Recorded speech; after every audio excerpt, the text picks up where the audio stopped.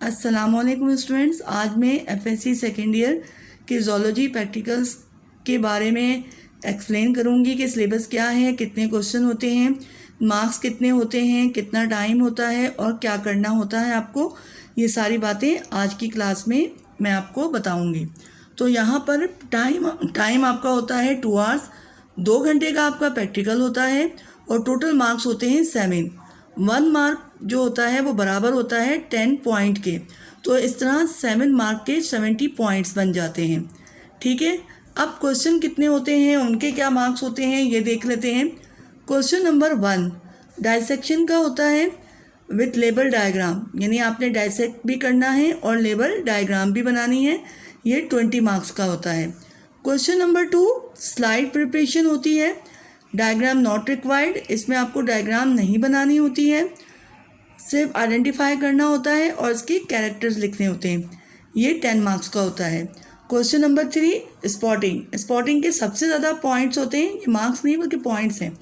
Spotting के सबसे ज़्यादा पॉइंट्स होते हैं, 30 पॉइंट्स का स्पॉटिंग होता है। क्वेश्चन नंबर 4 वाइवा का होता है 5 नंबर, यानी 5 पॉइंट होते हैं, इसके 5 पॉइंट होते हैं। क्वेश्चन नंबर 5 होता है सर्टिफाइड जर्नल, जो आपने अपना जर्नल या मैनुअल बनाया होता है उसके 5 पॉइंट्स होते हैं। तो ये टोटल अगर आप इसको प्लस कर लें तो ये 70 पॉइंट्स बन जाते हैं। अब आ जाते हैं हम इसकी डिस्क्रिप्शन पर कि क्वेश्चन नंबर 1 में आपको क्या करना होता है। आपने select any 2 of the following for each batch to be given alternately. ये ऑल्टरनेटली आपको दिया हुआ जाता है, ठीक है। इसमें से 2 आपको जो है वो रखे जाते हैं, सेलेक्ट किए जाते हैं। अब इसमें पहला है यूरिनोजेनिटल सिस्टम ऑफ फ्रॉग, यानी बोथ साइड। अगर मेल है तो मेल का और फीमेल है तो उसमें ओवरी होगी और मेल है तो उसमें टेस्टिस होंगे। तो यूरिनोजेनिटल सिस्टम ऑफ फ्रॉग। अच्छा, इसमें क्या करना होता है आपको कि अब उसके पॉइंट्स आपको इस तरह मिलते हैं कि अगर आपको परफॉर्मेंस कॉलेज में आपकी परफॉर्मेंस कराई गई है तो इसकी परफॉर्मेंस करनी होती है। अगर नहीं भी कराई भी होती है ना, तो बाज़ कॉलेजेस वाले कॉलेज में क्या होता है, टीचर उस परफॉर्मेंस करवा लेते हैं। तो आपको इसमें परफॉर्मेंस पे फोकस करना चाहिए कि अगर आपने यूरिनोजेनिटल सिस्टम है तो आपने उसके जो ऑर्गन्स यूरिनोजेनिटल सिस्टम में हिस्सा लेते हैं उन ऑर्गन्स को निकालना होगा, उनको एक्सपोज करना होगा, उनके बारे में बताना होगा और इसी तरह आपको जो है उसको आइडेंटिफाई करना होगा, डायग्राम भी बनानी है। इसी तरह आप इसके साथ साथ इसके वाइवा भी होता है और आपके पॉइंट्स आपको मिलते जाते हैं। बी इसमें होगा आपका brain and spinal cord of frog, यानी ब्रेन निकालना होगा, डाइसेक्ट करके मेंढक का फ्रॉग का ब्रेन निकालना होगा और स्पाइनल कॉर्ड निकालनी होगी और वो एक्सपोज करना होगा और उसके बारे में लिखना होगा और डायग्राम बनानी होगी। फिर है रिप्रोडक्टिव सिस्टम ऑफ अर्थवॉर्म, यानी अर्थवॉर्म का रिप्रोडक्टिव सिस्टम, बोथ सिस्टम, यानी मेल और फीमेल दोनों आपको डाइसेक्ट करके अर्थवॉर्म के निकालने होंगे, ठीक है, और बताना होगा। नंबर डी में नर्वस सिस्टम ऑफ कॉकरोच, यानी आपके पास 3 एनिमल्स दिए हुए हैं सेकेंड ईयर में, एक आपके पास फ्रॉग है, एक कॉकरोच है और एक अर्थवॉर्म है। तो कॉकरोच का नर्वस सिस्टम आपको डाइसेक्ट करके निकालना है। परफॉर्मेंस अगर करवा रहे हैं टीचर तो ठीक है, नहीं करवा रहे हैं तो आपको सिर्फ लिखना होगा, उसके पॉइंट्स होंगे कि क्या क्या आपने लिखना है, उसके जो ऑर्गन्स होते हैं उनके बारे में लिखना है, डायग्राम बनानी है और इसके होते हैं 20 पॉइंट्स।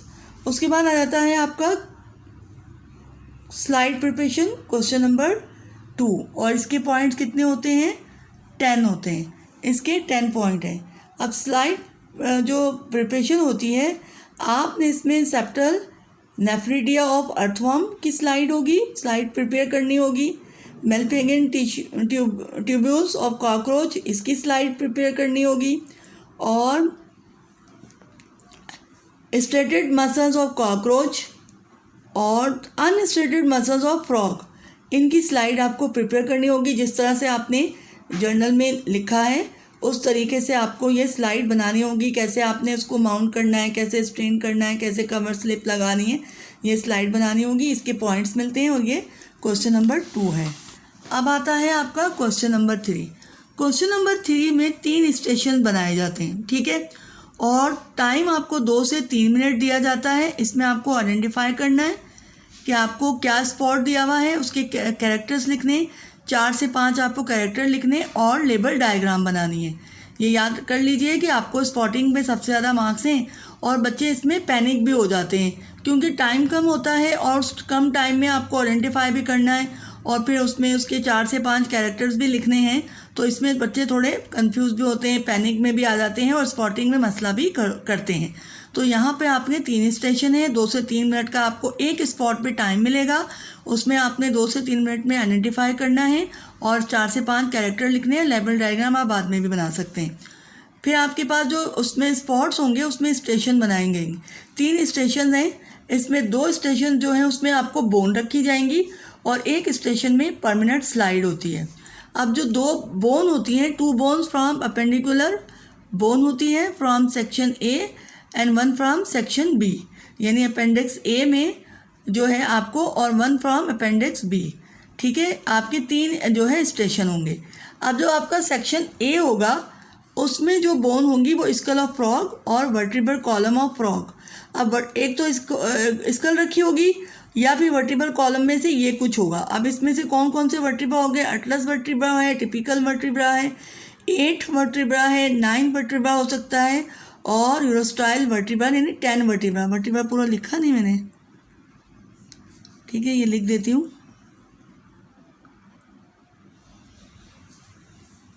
ठीक है, 10 वर्टिब्रा होगा ये।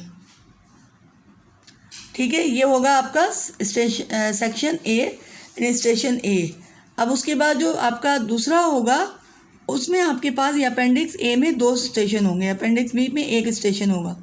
अब इसमें जो है हमारे पास पेक्टोरल गर्डिल है। पेक्टोरल गर्डिल में आपके पास 4 लिम्स की भी बोन हो सकती है, ह्यूमरस है, रेडियस है, पेल्विक गर्डिल में हाइंड लिम्स हैं, फीमर है और टीबिया है। फिर अपेंडिक्स बी यानी स्टेशन जो आपका होगा उसमें आपकी परमानेंट स्लाइड होगी। ठीक है, परमानेंट स्लाइड जो आपको दी हुई है, आपके जनरल में आपने की हुई है, वो स्लाइड्स आपको दी हुई होंगी। तो इस तरह ये आपका पूरा प्रैक्टिकल होगा। तैयारी करके जानी है आपने बिल्कुल। और बता देते हैं कॉलेज वाले, लेकिन बाज़ औक़ात नहीं भी बताते और आपसे परफॉर्मेंस भी करवा लेते हैं। तो आपके कॉलेज में अगर आपने नहीं की है तो आप कहीं से देखें, यूट्यूब पे देखें या किसी कोचिंग सेंटर में जो है वो प्रैक्टिकल जहाँ करवाए जाते हैं वहाँ से करके परफॉर्म कर लें। और अगर आपने अपने कॉलेज में किए हैं तो ये तो बहुत ही अच्छी बात है। तो ये आपका second year FSC second year zoology का प्रैक्टिकल पैटर्न था। आई होप आपको समझ में आया होगा और इस लिहाज से आप इस तरीके से जब आप समझ लेंगे कि आपको किस में क्या करना है तो आपको पेपर करने में बहुत आसानी होगी। मिलते हैं नेक्स्ट वीडियो में, नेक्स्ट क्लास में। जब तक के लिए अल्लाह हाफिज़।